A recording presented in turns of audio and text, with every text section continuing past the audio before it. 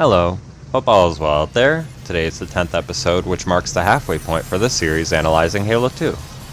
We're back in my favorite shoes of any character in gaming, the Arbiter, and we're going to be starting his campaign on the second Halo ring, so let's get started.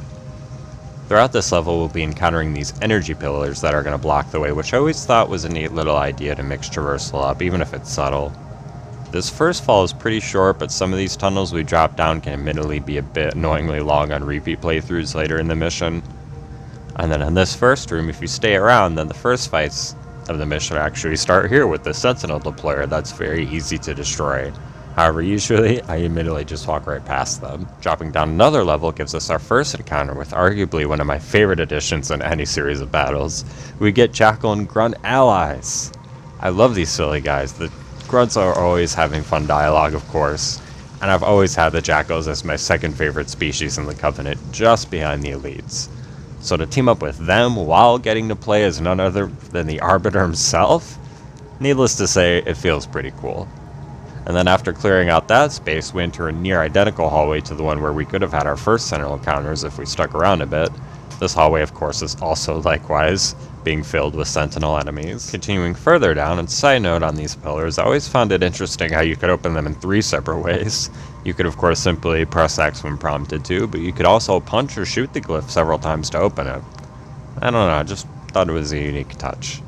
And I don't know if it's because it's so empty and well lit or what, but entering this room always felt like I was entering this grand iconic area. It's just yet another case of the developers using design to communicate to us the traits and ideal of the Forerunners, very much the under the show don't tell category.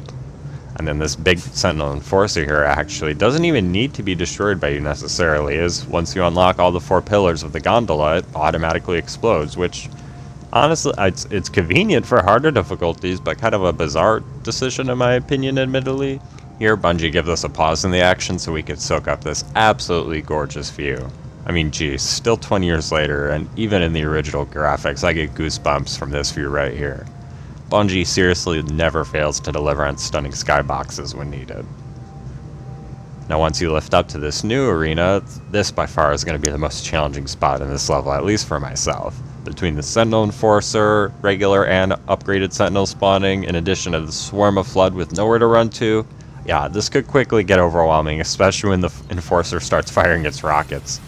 And geez, your whole screen just starts shaking like your TV got struck by ground unused earthquake or something, which just makes focusing on anything immeasurably difficult, needless to say.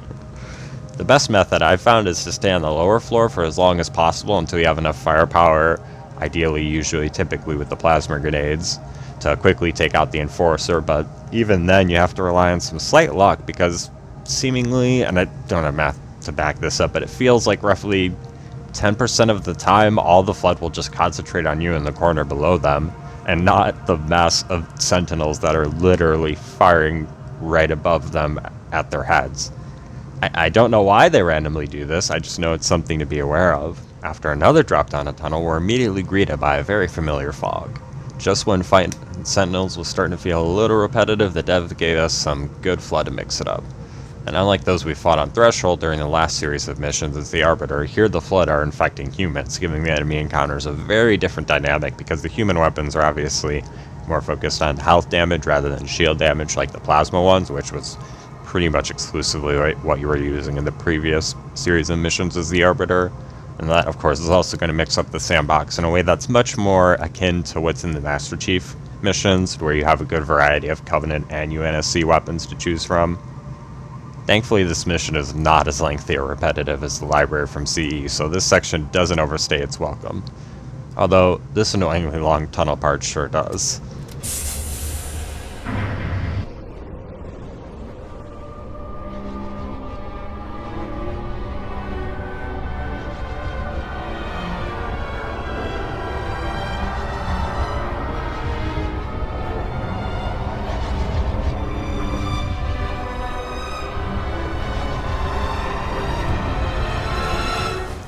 Finally, we are free and outside.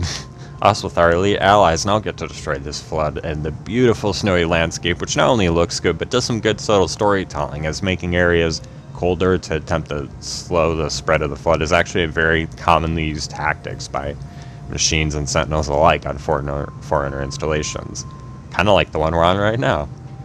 This last standoff area used to be one of my favorite places where you were meant to hold out against several enemy waves in the campaign, but I'm not sure if this is an MCC bug or a legacy glitch I was just lucky enough to never encounter, but nowadays this mission struggles to properly end because flood forms often get stuck on roofs or in pits around this area, and it's very difficult to find them, let alone be able to get some shots in them at whatever angle or weird spot they're at to end the mission and load the ending cutscene. But otherwise, I absolutely adore this level. So yeah, that's another episode completed. Next time we'll be continuing our snowy adventures with the Arbiter in the mission Quarantine Zone. Take care, enjoy the weather if you can, and take care of yourselves out there.